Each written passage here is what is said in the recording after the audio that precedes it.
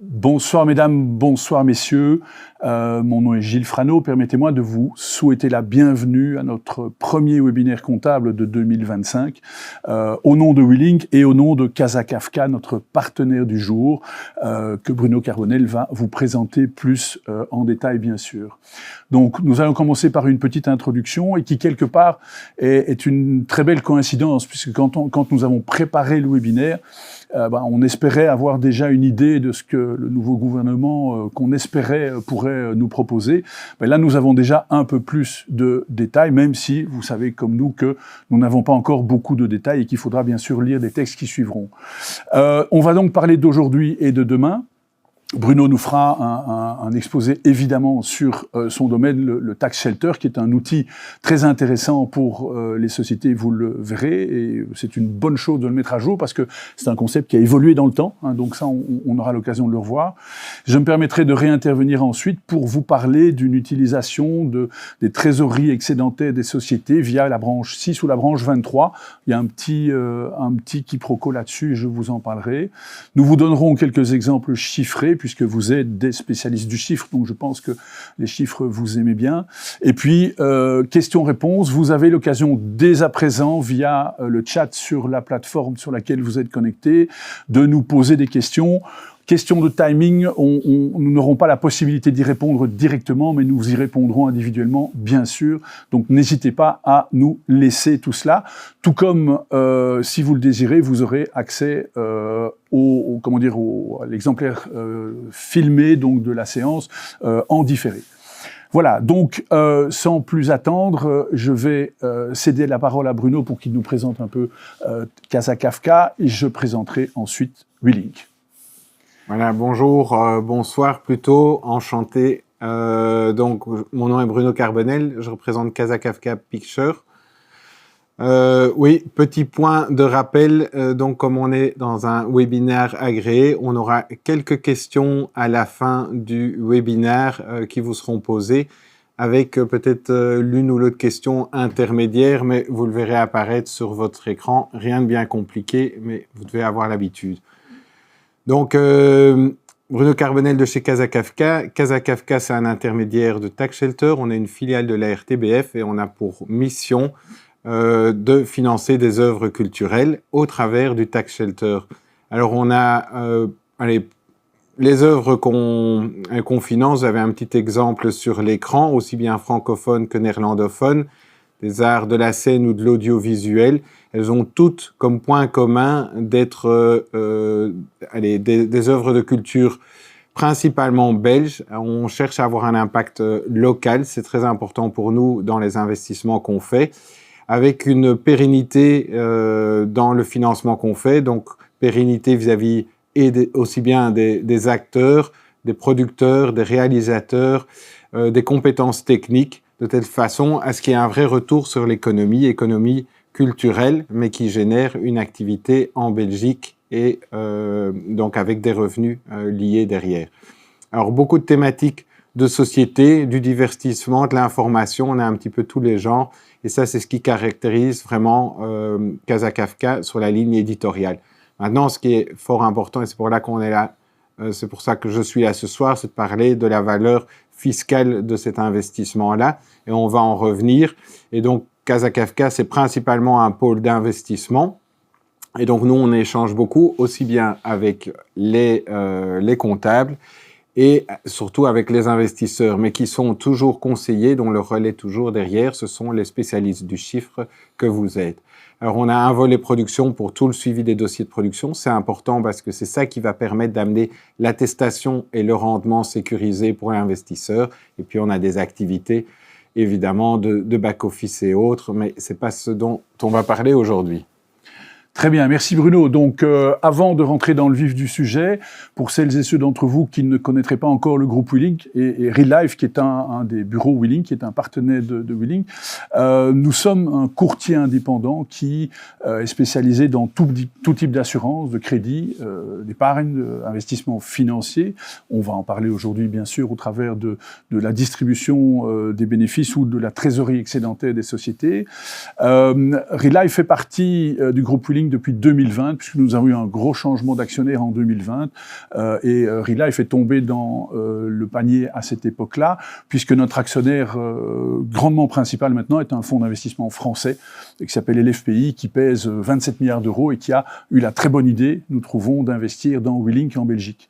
Et donc, notre but est d'aider chez ReLife principalement les dirigeants d'entreprises indépendants, mais les particuliers en général, pour les aider à optimiser leur stratégie de rémunération, on va en parler aujourd'hui, pour les aider, les accompagner dans le développement, dans la protection et dans la transmission de leur patrimoine, leur trouver de manière tout à fait indépendante des solutions pertinentes d'investissement, d'épargne ou d'investissement via notre statut de courtier indépendant. Nous ne sommes pas des gestionnaires, on travaille avec les meilleurs gestionnaires, et surtout de trouver des solutions créatives pour tout ce qui tourne autour du patrimoine, comment financer de l'immobilier, comment financer nos priorités ou les objectifs de nos clients.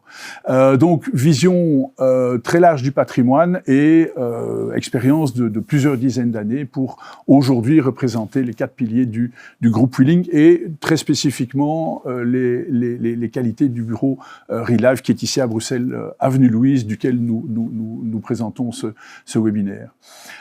Alors, aujourd'hui et demain, bien, l'actualité de nouveau nous est assez favorable, puisque l'Arizona est né quelque part, on peut le dire, lors du dernier week-end, après de moultes échanges et moultes négociations. On va un peu voir ce qui va changer, ce qu'on en sait déjà, puisqu'on n'a pas encore beaucoup de détails.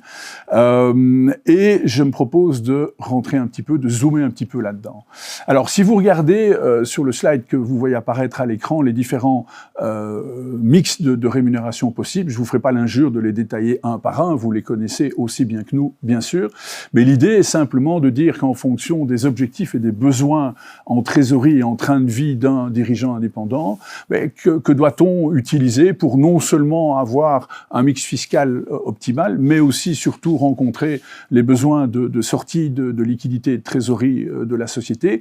On a aujourd'hui 3 gros pots. Le premier pot qui est la rémunération du dirigeant, qui va être impacté par les accords Arizona, mais on n'a pas encore les détails, puisque on le verra par ailleurs, il n'y a pas grand-chose qui est sorti de cet accord de gouvernement.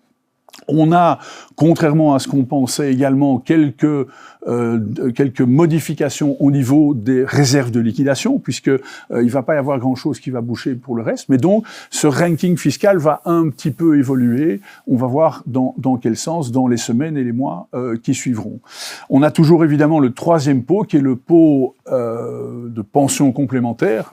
Vous savez que le 2e pilier a été fortement impacté par une circulaire déjà en 2022, qui a diminué le potentiel de primes déductibles, on en reparlera.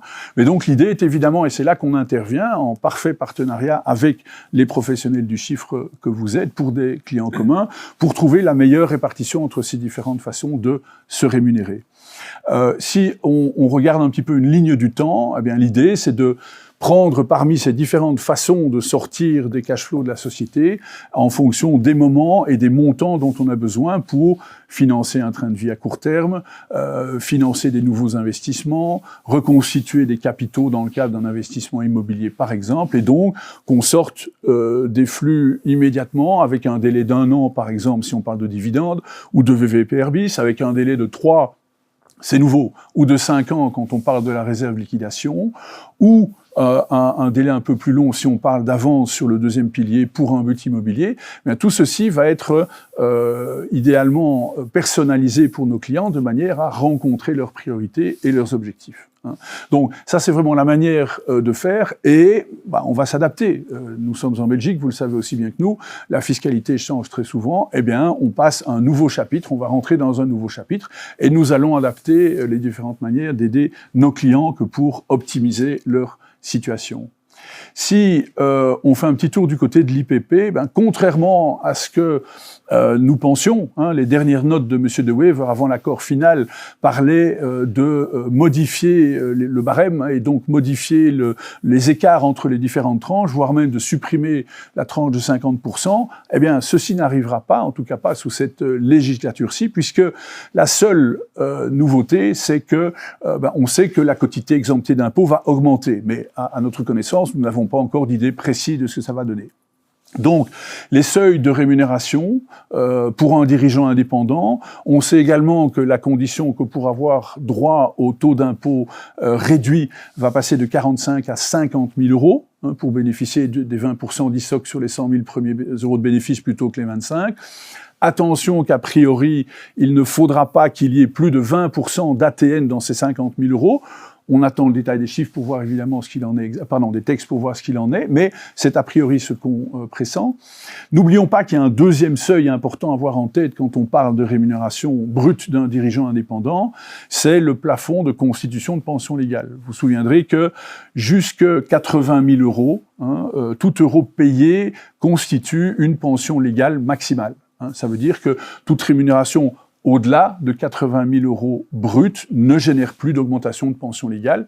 Et puis on a toujours ce fameux plafond de paiement de cotisation sociale, puisque au-delà de 107 000 euros de rémunération brute, l'indépendant ne paye plus de cotisation sociale. Donc ce sont les variables qui font partie du jeu et qu'on va faire rentrer dans les différentes optimisations qu'on peut avoir là-dedans. On sait que l'Arizona va supprimer aussi certaines niches fiscales, et on sait également que, là ça ne concerne plus les rémunérations, mais plutôt les revenus immobiliers taxables, que nous allons avoir une disparition de la déduction des intérêts ordinaires de la base immobilière taxable. Non pas régionale de l'habitation familiale, mais probablement tout ce qui concerne les secondes résidences et les biens d'investissement, mais sans beaucoup plus de détails, ce qui va quand même changer drastiquement la manière d'investir dans l'immobilier de rapport.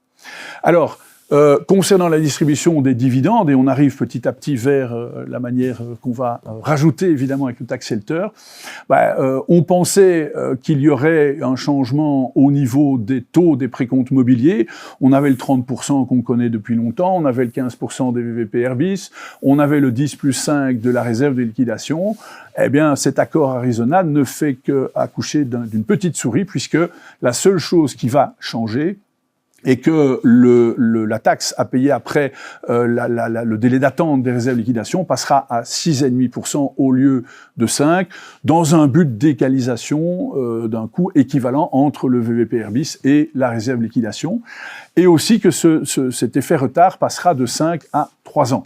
Donc ça, c'est pas mal, ça veut dire qu'on pourra sortir un peu plus vite les liquidités de la société. Ça arrangera peut-être aussi le gouvernement d'avoir l'impôt plus vite. On ne sait pas ce qui était à l'origine de cette décision, mais enfin, ça peut être un peu des deux. On verra bien avec le détail. Donc, in fine, peu de changements par rapport à ces précomptes mobiliers que nous connaissions tous.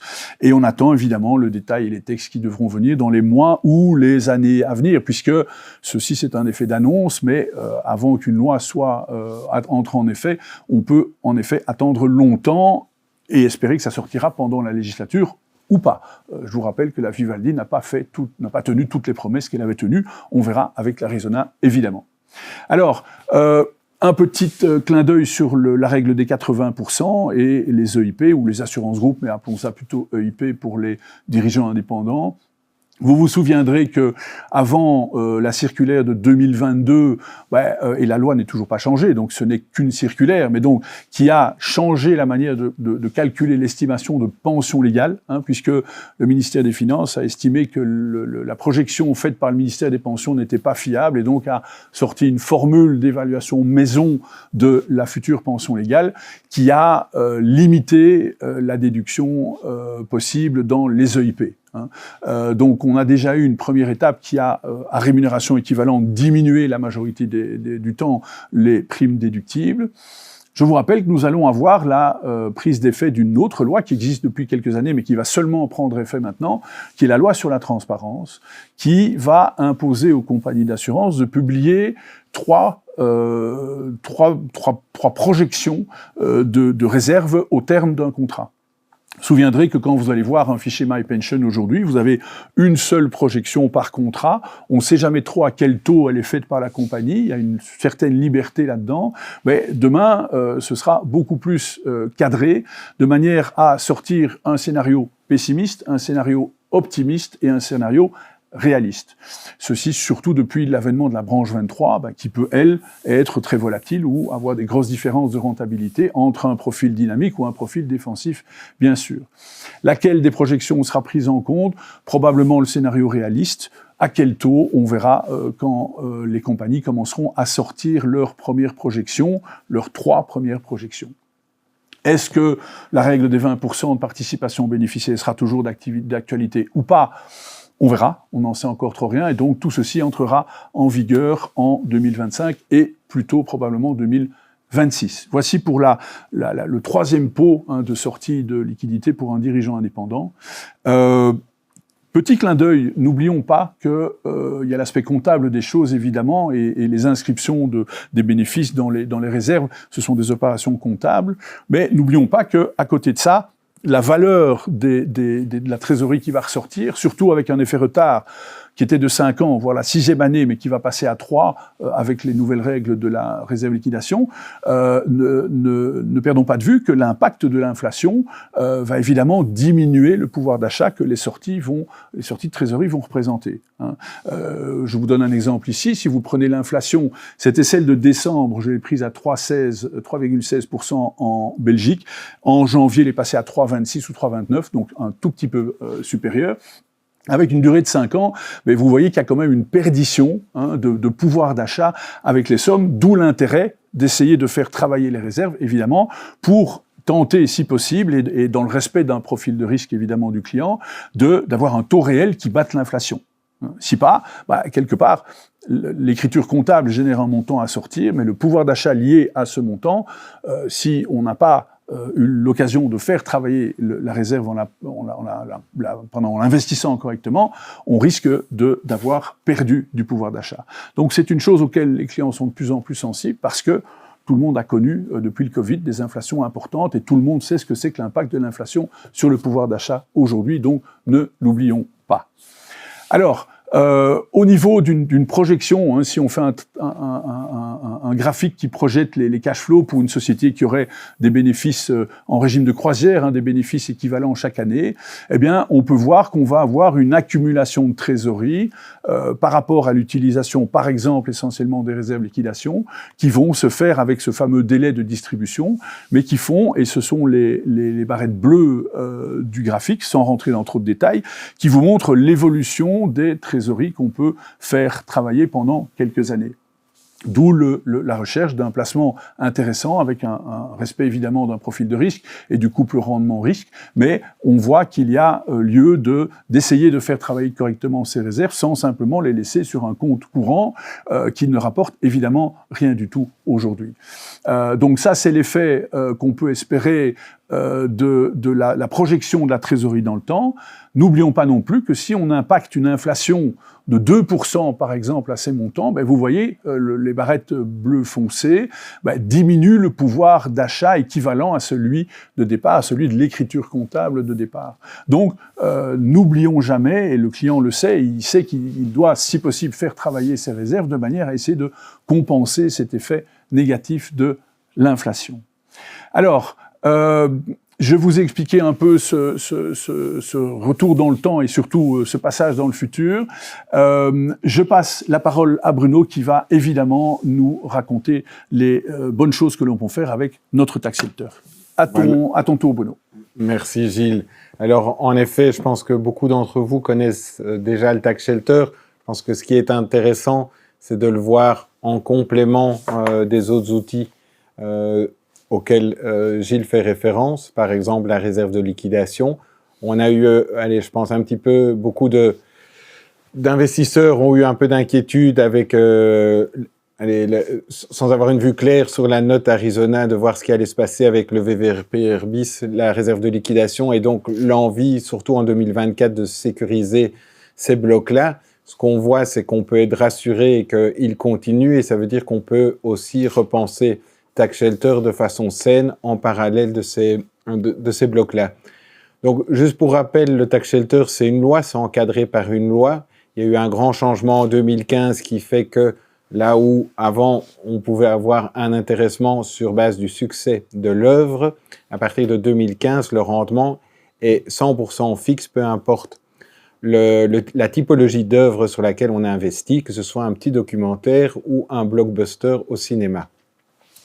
Et ça a été ouvert aux arts de la scène, donc c'est vrai que du coup on finance aussi bien l'audiovisuel que les arts de la scène, et depuis peu, voté en 2022, effectif en 2023, sur les jeux vidéo. Alors nous, Casa Kafka, nous ne sommes pas présents sur les jeux vidéo parce qu'on considère qu'il y a encore une forme de risque sur le marché et que le marché n'est pas mature.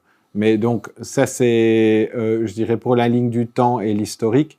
Ce qui est intéressant, c'est de voir quand même que ça génère une économie. Grosso modo, on sera un peu plus de 200 millions pour l'année 2024 en investissement tax shelter. Ça représente en fait 600 millions d'économies culturelles, puisque le tax shelter, c'est qu'une branche du financement, maximum 33%.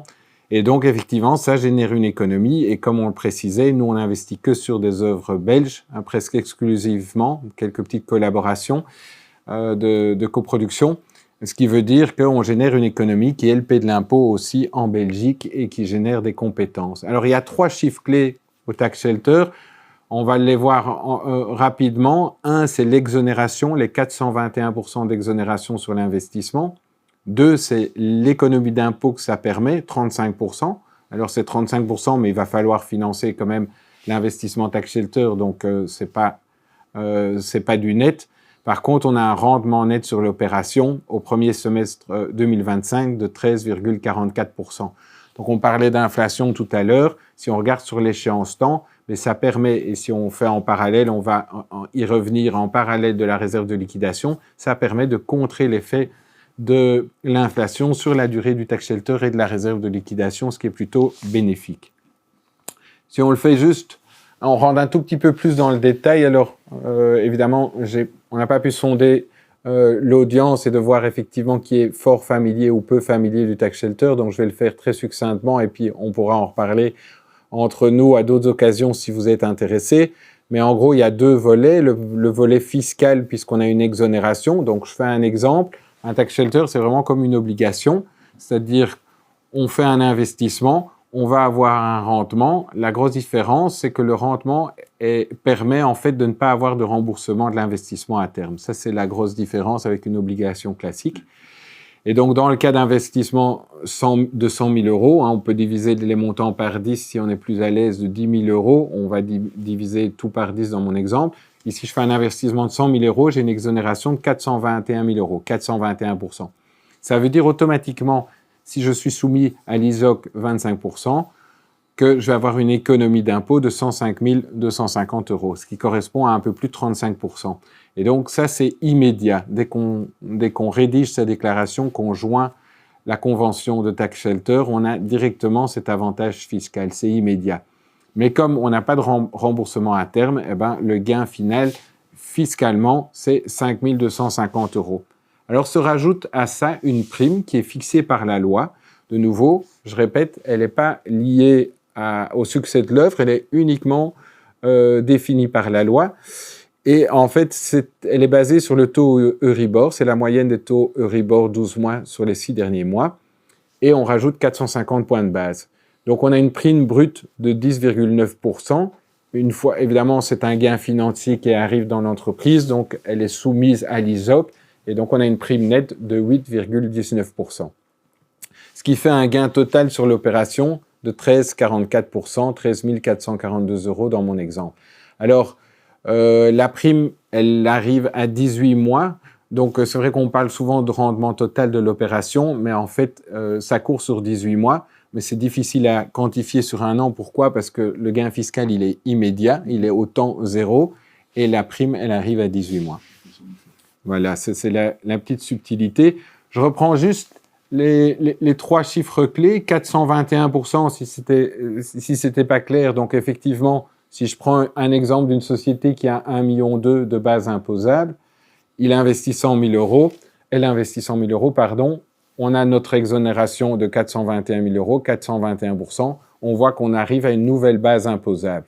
Évidemment, on fait passer l'ISOC dessus et on voit qu'on a une réduction d'impôt, on a une différence des 105 000 euros, donc on a une réduction de 35%. Évidemment, il faut financer cela, mais on n'est pas obligé de faire son tax shelter au même moment. C'est un point sur lequel je vais revenir. On peut aussi avoir un impact sur la le cash flow, pas uniquement l'effet bénéfique sur la trésorerie, mais aussi le timing au niveau de la sortie de la dépense. Et le dernier chiffre, donc 35% d'économie d'impôt et un rendement de 13,44%. Retenez bien ces trois chiffres. Ils vont ressortir encore plus tard. Ça, c'était pour le résumé du tax shelter. Dernier petit élément, parce qu'on va voir que la temporalité a une importance. Un investisseur, il fait un investissement. Quand il fait son investissement tax shelter, il le paie 40 jours après. Mais ce qui est fort important, c'est qu'à la fin de l'année, son année fiscale, il reçoit une attestation temporaire.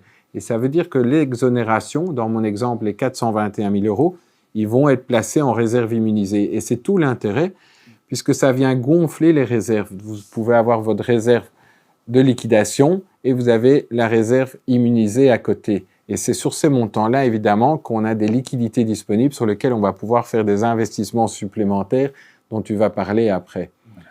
Il y a un petit délai de temps entre, je dirais, 2 ans. Théoriquement, c'est 18 mois, mais on va dire en plus ou moins 2 ans, et 4 ans pour avoir l'attestation définitive. Qu'est-ce que ça veut dire? Ça veut dire que ça permet de rebasculer de la comptabilité, l'exonération de la réserve immunisée vers la réserve disponible. Et ça permet à ce moment-là de faire soit une réserve de liquidation, soit de distribuer en VVPR bis ou en dividende classique, puisque tout le monde n'a pas accès au VVPR bis. Donc, important de voir cette temporalité et on va y revenir. Si vous avez des questions, surtout vous les posez dans le chat. On y reviendra par la suite pour y répondre calmement. Bien sûr. S'il te plaît, Gilles. Merci Bruno. Alors, Bruno l'a abordé, bien sûr. L'idée est que la trésorerie excédentaire d'une société, plutôt que de la laisser dormir sur un compte bancaire ou un compte à terme qui ne va pas battre l'inflation, il y a moyen de la faire travailler différemment. Et si on regarde aujourd'hui les différentes possibilités qui sont offertes à une société pour placer ses trésoreries excédentaires, on a 3 solutions assez classiques que vous connaissez certainement, qui sont les comptes à terme, qui ont repris un peu vigueur depuis l'arrivée à terme du bon d'État de l'année passée. Les banques ont sorti leurs budgets commerciaux pour essayer d'attirer une partie des 22 milliards qui avaient disparu. L'État n'en a gardé 400, donc 400 millions, donc il y a beaucoup qui est retourné auprès des banques. Mais les marchés et la conjoncture nous poussent plutôt vers des taux qui diminuent. Donc, ce ne seront plus des solutions extrêmement intéressantes avec une inflation qui stagne quand même, en Belgique particulièrement, bien au-delà des 3%. Donc là, première solution, compte à terme, on est clairement dans une solution qui est simple, évidemment, mais qui va générer, c'est l'essentiel du tableau ici, vous voyez l'univers de placement, vous voyez la taxation des plus-values, et l'éventuelle déductibilité des pertes. Vous voyez la taxation à l'entrée ou la comparaison avec, par exemple, la deuxième colonne, qui est une comparaison avec un portefeuille titre. Une société peut ouvrir un portefeuille titre auprès d'une banque avec un horizon de placement qui sera relativement large, mais on aura évidemment une taxation à l'ISOC sur les plus-values, pas de déductibilité des primes, et donc on aura éventuellement des taxes d'opération boursière à la sortie, avec des éventuels risques de perte de l'ISOC réduite si on est considéré comme une société d'investissement, société financière qui perdra les 20% de taux réduit pour passer à 25%. Au niveau des écritures comptables, vous êtes bien mieux placé que quiconque pour le savoir, c'est ce qui vous donne le plus de travail, c'est ligne par ligne que vous devez évidemment comptabiliser le portefeuille titre, donc c'est relativement rébarbatif. Vous avez la troisième solution des SICAV RDT, qui, je vous le rappelle, lors du dernier avant-projet de réforme du ministre Van Petegem, donc l'ancien ministre des Finances, passé à la trappe. Il n'en est pas, ce n'est pas le cas dans l'accord Arizona, mais on est ici dans un univers un peu différent, puisque on est dans un univers de SICAV qui doivent être obligatoirement constitués de 100% d'actions, qui doivent distribuer leurs performances annuelles, donc il y a un critère de distribution annuelle. Vous n'avez qu'un horizon relativement limité de SICAV RDT parmi nos amis banquiers belges, donc on n'a pas un univers très large et pas nécessairement des performances extraordinaires, en tout cas par rapport à d'autres fonds d'actions à 100%. Nouveauté de l'Arizona, vous le voyez en rouge, eh bien, il est question donc de taxer quand même les plus-values à 5% à la sortie, et assez bizarre, une remarque qu'on a interprétée comme cela, que différents avocats fiscalistes avec qui nous avons eu l'occasion de discuter, nous racontent que pour qu'on puisse bénéficier de la non-taxation des plus-values, en tout cas des 95%, qui est l'essence même de la SICAV RDT, il faudrait que un des dirigeants prenne une rémunération d'au moins 50 000 €, critère qui en général est plutôt relié au fait d'obtenir le taux réduit ou pas, mais qui est remis apparemment dans le principe d'obtention des conditions de déductibilité d'une SICAV RDT. Alors, on n'a pas droit à des déductions de moins-value dans les SICAV RDT, et on peut éventuellement perdre l'ISOC réduit si on est requalifié en société financière. Alors, vous avez à côté de ça deux possibilités qui sont connues déjà depuis quelques années. Je vais vous parler beaucoup de la branche 6, même s'il y a une controverse actuellement. La FSMA a pris une position qui est juridiquement difficilement soutenable. Je vais vous expliquer dans 2 instants de quoi il s'agit. Mais on a une alternative avec la branche 23, qui est un peu le même support. C'est un autre support de contrat. Simplement, la différence entre la branche 6 et la branche 23, c'est que la branche 23, qui elle est tout à fait acceptée par la FSMA, génère le paiement d'une taxe de 4,40 à l'entrée, ce que la branche 6 ne connaît pas. En fait, qu'est-ce qui est ouvert ici?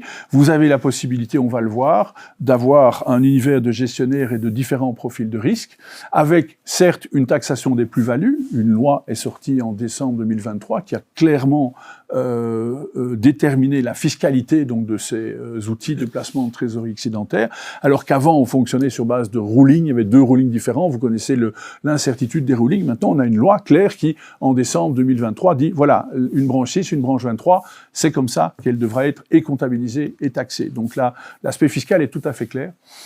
Vous n'aurez jamais en branche 23 ou en branche 6 de risque de perte du taux réduit, puisqu'on sort du spectre de la société financière. Et au niveau comptabilisation, c'est très simple, vous avez une ligne à déclarer par an, c'est très simple, contrairement à un portefeuille titre plus classique. Donc vous avez ici 2 nouveautés qu'on va regrouper en une, parce que je pense que aujourd'hui, je vais vous l'expliquer, le petit quiproquo sur la branche 6 ne sera que temporaire et devrait être réglé, à mon avis, dans un laps de temps relativement court. Mais donc, en principe, de quoi s'agit-il? On parle ici, pour ce qui est de la branche 6, d'un contrat de capitalisation pour personne morale. Donc ça veut dire qu'on a un preneur qui est la société et on a un bénéficiaire qui est la société. On n'a même plus de notion d'assuré, donc le dirigeant n'apparaît même plus comme assuré dans le cadre de la branche 6. Ce sont des solutions qui sont proposées depuis déjà quelques années par les sociétés, par les compagnies d'assurance luxembourgeoises, qui ont été mises en place sans problème jusqu'il y a peu, jusqu'à ce que la FSMA, dans le courant du mois de novembre, produise un courrier qu'elle a envoyé au courtier qui commercialisait la branche 6, disant « Ah, attention, nous ne sommes pas d'accord sur la commercialisation de la branche 6 par des courtiers belges, donc si vous continuez à commercialiser de la branche 6, vous risquez de perdre votre agrément. » Ce qui fait évidemment que les courtiers ont arrêté de la commercialiser. Réponse qui a été faite par le CA, donc le commissariat aux assurances au Luxembourg, qui est l'équivalent de la FSMA au Luxembourg, et l'Union européenne a également interagi dans ce sens-là, de dire non, ce sont des solutions qui respectent tout à fait les règles européennes, donc de libre circulation des services et des capitaux, et qui sont des solutions d'investissement tout à fait agréées par les règlements européens, donc la position de la FSMA n'est pas juridiquement tenable. Alors nous verrons qui aura raison là-dedans. La majorité des juristes que nous avons interrogés sont d'accord sur le fait de dire que la FSMA devra probablement revenir sur sa position, mais toujours est-il qu'aujourd'hui, les courtiers ne la proposeront plus. On a l'alternative de la branche 23 en attendant que la branche 6 revienne, qui, elle, a une simple différence qui est de rajouter une taxe, le paiement d'une taxe de 4,40 à l'entrée, taxe qui cependant est déductible. Donc on va récupérer 20 ou 25% sur les 4,40 et certains assureurs belges, puisqu'on parle de branche 23 via des assureurs belges à ce moment-là, font bénéficier, nous avons demandé des positions dans ce sens-là, où il y a une action taxe qui fait que la compagnie finance 2% sur les 4,40. Donc finalement, la différence en net ne représente qu'un coût supplémentaire d'1%. Mais on espère tous évidemment que la branche 6 pourra revenir de manière tout à fait officielle avec une remise en question, espérons-le, de la FSMA. Alors, au niveau des avantages, deuxième façon de voir les choses aussi, eh bien, ce sont des contrats, des bons de capitalisation qui permettent des rachats à tout moment, avec des versements flexibles, réguliers, uniques ou à tout moment en fonction de la disponibilité de la trésorerie excédentaire. C'est une écriture très simple au niveau comptable. On vous aide, on vous permet d'ici d'avoir accès à quelque chose de très simple à comptabiliser. On ne perd pas donc, il n'y a aucun risque de perte du taux d'ISOC réduit. On a une protection réglementée des actifs, puisque la branche 6, je vous le rappelle, se fait via des compagnies d'assurance luxembourgeoises, avec des contrats luxembourgeois ou des contrats belges, puisque certaines ont des filiales belges qui donnent un contrat de droit belge, qui est extrêmement intéressant, et qui donnent accès aux mécanisme de sécurité des investissements qu'on appelle le triangle luxembourgeois. Vous vous souviendrez qu'en Belgique, on a des protections jusqu'à 100 000 € à certains niveaux. Au Luxembourg, on va beaucoup plus loin et je me ferai un plaisir de vous expliquer ça si vous voulez plus de détails, bien sûr, mais nous n'avons ni le temps ni l'occasion de le faire aujourd'hui. Grosse différence également, en ayant recours à ces assurants luxembourgeois ou la solution de la branche 23 en Belgique, vous avez un univers de placement qui est beaucoup plus large que les SICAV en général proposés par une banque. Il y a des dizaines de gestionnaires accessibles, des fonds externes et d'autres possibilités. Donc, on n'est pas limité aux fonds uniquement composés de 100% d'actions comme la SICAV RDT et on peut choisir tout profil de risque, défensif, balancé, ou dynamique. Alors, il y a 3 manières d'investir les fonds en branche 6. On peut avoir recours à des fonds externes, c'est-à-dire qu'on va choisir des gestionnaires indépendants. C'est pas la compagnie d'assurance qui gère. Elle donne accès à des gestionnaires belges, européens, mondiaux de grand renom, qui donnent accès à des centaines de fonds externes disponibles. On peut également rentrer dans un principe de ce qu'on appelle de fonds dédiés. Ça veut dire qu'on peut choisir un ou plusieurs gestionnaires par tranche de 250 000 € minimum qui vont faire votre propre fonds, le propre fonds du client de la société en question, donc avec une personnalisation beaucoup plus grande. Et puis, on a surtout accès dès un investissement de 150 000 € à ce qu'on appelle des fonds institutionnels, c'est-à-dire des fonds qui, en termes de frais courants, frais de gestion, vont être beaucoup moins chers que les fonds retail, en général proposés par les banques belges. Donc, toute une série d'avantages qui valent vraiment la peine et dont nous nous ferons un plaisir de vous donner plus de détails si vous le désirez, bien entendu. Alors, le traitement fiscal, il est simple. Vous avez ici la référence à certaines écritures comptables. Nous n'allons pas rentrer dans le détail de tout ça, mais vous voyez que nous tenons à votre disposition le vademecum de la comptabilisation de la branche 6 ou de la branche 23, avec les différents comptes, les différentes rubriques dans lesquelles vous devrez déclarer les valeurs d'entrée, les valeurs au 31 décembre, les plus-values, les moins-values éventuelles, mais ne rentrons pas trop dans le détail aujourd'hui. Vous aurez accès à ce détail-là avec l'exemplaire que vous pourrez reconsulter par après. Donc, voici pour les solutions donc d'investissement de cette trésorerie. Le secret, c'est de faire les deux. Et on va le voir avec les exemples que Bruno va nous présenter maintenant. On peut évidemment manier le recours à des réserves liquidation avec du tax shelter et utiliser ces supports d'investissement que je viens de vous présenter de manière à, nous le pensons certainement, conseiller utilement nos clients communs. Alors, Bruno, tu nous expliques le premier exemple ? Oui, quelques exemples. Alors, on est vraiment sur de l'exemple illustratif et c'est l'objectif d'un exemple. On va se retrouver dans des cas multiples et variés auprès de vos clients. Je pense que c'est important et que vous le compreniez, c'est qu'on est là justement à disposition, aussi bien WeLink que Casa Kafka, pour vous conseiller au mieux et pouvoir répondre à des demandes de clients. Donc, on a pris un exemple ici assez standard. On sait que on peut regarder la réserve de liquidation de nouveau sereinement, de le voir sur un horizon moyen et long terme. Ici, on est sur une slide avec la situation existante, avec une sortie de réserve de liquidation après la 5e année. On sait que la note Arizona devrait nous amener vers une réserve de liquidation qu'on sort après la 3e année, ce qui est bénéfique. Maintenant, ça donne ici un peu l'horizon temps. Donc, si on regarde en année 1, qu'on a effectivement des liquidités des revenus et cela nous permet de faire et du tax shelter et de la réserve de liquidation, pourquoi s'en priver? Le tax shelter est limité à 50% des bénéfices réservés après impôt. Ça veut dire qu'on ne peut pas aller au-delà de ce plafond, mais évidemment, avec les 50% restants, on peut faire de la réserve de liquidation. C'est ce que l'exemple ici montre, c'est qu'on peut imaginer mettre une partie du montant en tax shelter. Le tax shelter, comme je l'ai expliqué, après 18 mois, va vous permettre d'avoir une prime. On est toujours en société. Et dans un délai de 2 à 4 ans, de rebasculer le montant de réserve immunisée en réserve disponible. Ça veut dire que vous savez, avec ce montant-là, ensuite, faire de la réserve de liquidation que vous sortirez idéalement après 3 ans en personne physique. Il y a le solde, les autres 50%, on peut faire une réserve de liquidation directement avec une sortie en personne physique aussi, aujourd'hui après 5 ans, demain après 3 ans. Évidemment, ces deux réserves, à partir du moment où elles ne sont pas consommées, mais on a l'utilité de les faire on a la volonté de les maximiser et donc de pouvoir faire un placement tel que Gilles le présentait, soit en branche 23 ou en branche 6 dès que c'est de nouveau possible. Et ça veut dire que, on a vu avec le tax shelter, on va contrer l'effet de l'inflation sur les montants cumulés de la réserve de liquidation et du tax shelter, puisqu'on a 13,44%. On va avoir la sortie de réserve de liquidation et on peut, sur le délai temps qui est imparti, dans l'exemple ici, à minima de 5 à 10 ans, on va pouvoir placer cette liquidité.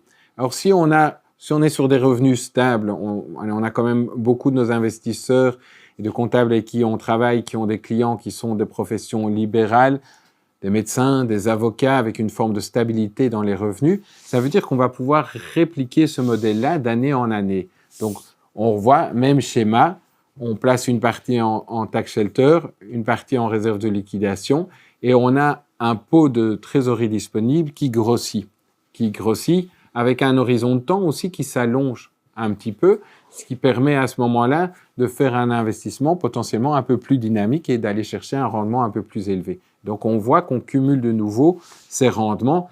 Évidemment, le principe continue d'année en année et on revient sur le schéma que tu avais présenté, Gilles. C'est de dire on fait le cumul. Donc, on a effectivement une balance de réserve immunisée grâce au tax shelter, une balance de réserve de liquidation. Le tax shelter, ici, on l'a plafonné à 2 ans parce vu qu'on nous, on finance pas mal des arts de la scène, on sait avoir des attestations qui arrivent dans les 2 années, et ça, c'est une discussion qu'on fait avec l'investisseur sur la typologie d'investissement qu'il veut faire.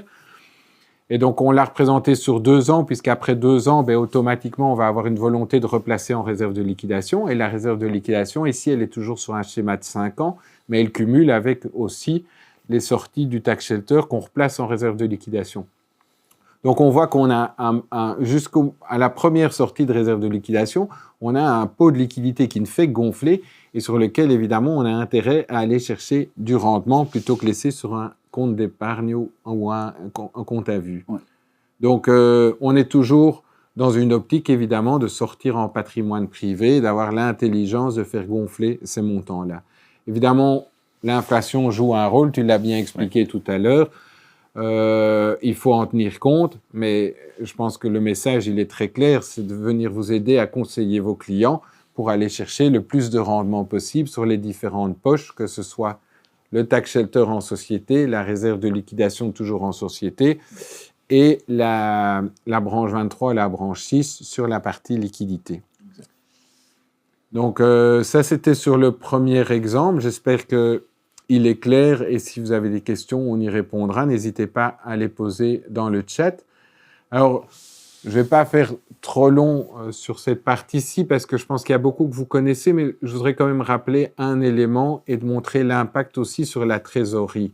Puisqu'évidemment, ce qu'on place en branche 23, c'est la trésorerie disponible. Si la trésorerie disponible ne part pas trop vite, ne sort pas trop vite parce qu'on paie anticipativement ses impôts, on la garde un peu plus longtemps. Et en fait, ce que je veux essayer de montrer ici, en plus de l'intérêt fiscal, c'est de montrer aussi qu'on sait avoir un délai de temps grâce au tax shelter de jusqu'à 220 jours de trésorerie qui reste dans l'entreprise plutôt que de sortir vers le fisc. Alors, on a les mêmes montants avec les mêmes couleurs. Hein. Les lignes grises, ce sont les bases imposables.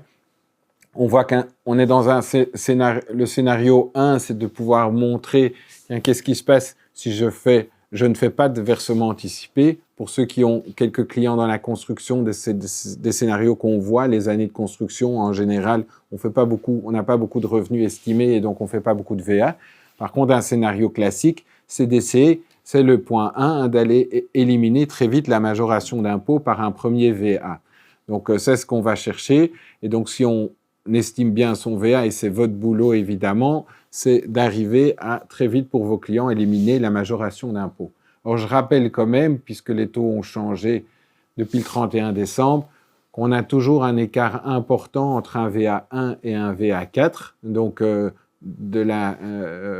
pour pouvoir éliminer la majoration d'impôt, si on est en VA4, on va devoir sortir beaucoup de trésorerie vers le fisc, ce qui est une situation, un scénario 3, qui est très peu courante de vouloir aller annuler complètement la majoration. Mais ça veut dire quand même qu'on paie un peu plus d'impôts.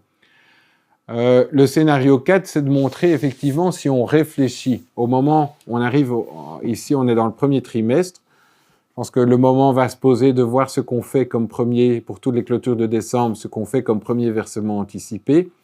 Réfléchissez, si on est sur des revenus relativement simples, réfléchissez à anticiper le calcul du tax shelter. Dans mon exemple, on peut faire un tax shelter, donc si on est sur une base imposable d'1,2 million, on fait la simulation avec vous. On a un simulateur d'ailleurs qui prend en compte tous les éléments qu'on met à votre disposition et qu'on peut faire avec vous.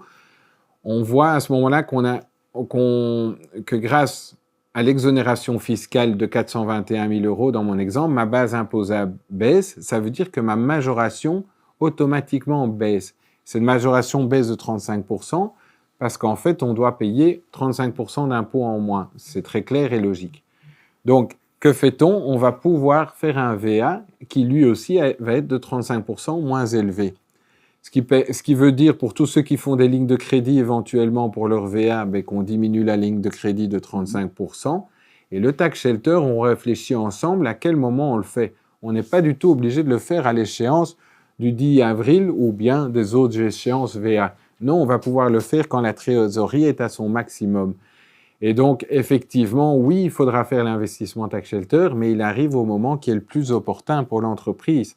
Et on peut même le faire le splitter de telle façon à ce qu'il soit évolutif. Et ce qu'on voit effectivement dans cet exemple, on va retrouver nos chiffres évidemment de réduction d'impôts, d'exonération et du rendement au final. Ce sont les lignes oranges qui sont en bas de l'écran, de 13,44%. Évidemment, c'est peut-être beaucoup de chiffres sur un écran, donc nous, on le reparcourt volontiers avec vous, mais ça donne cette dimension de jouer sur l'aspect fiscal, mais surtout de faire gonfler la poche de trésorerie disponible sur laquelle on va pouvoir jouer. Et Wheeling va être votre partenaire puisqu'il va jouer sur toutes les poches de trésorerie, là où nous, avec le tax shelter, on ne joue que sur une seule. L'idée est vraiment d'optimiser la ligne du temps, la trésorerie de la société. Et je précise bien la trésorerie excédentaire. Il n'est pas question ici de toucher à la trésorerie qui est nécessaire pour le fonctionnement de la société dans son day-to-day, bien sûr. Mais vous voyez que simplement en n'ayant plus de nécessité de sortir des versements anticipés, on va pouvoir faire travailler cet argent un peu plus. Et donc, ces petits pourcents qu'on peut additionner les uns à côté des autres, que ce soit une majoration ou que ce soit un intérêt sur le placement, vont réaliser un gain conséquent et fiscal et financier qui permettra de matérialiser toute cette bonne opération. Donc, question-réponse, on ne va pas répondre aujourd'hui aux questions que vous aurez, j'imagine, posées dans le chat. Nous y répondrons évidemment par email.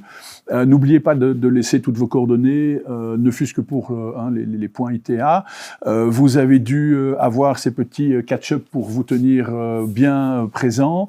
Vous avez déjà eu 2 questions auxquelles vous deviez répondre et vous connaissez déjà ce principe, bien sûr. Et donc, l'idée ici est donc de patienter peut-être un peu pour la branche 6 sur laquelle je reviens brièvement.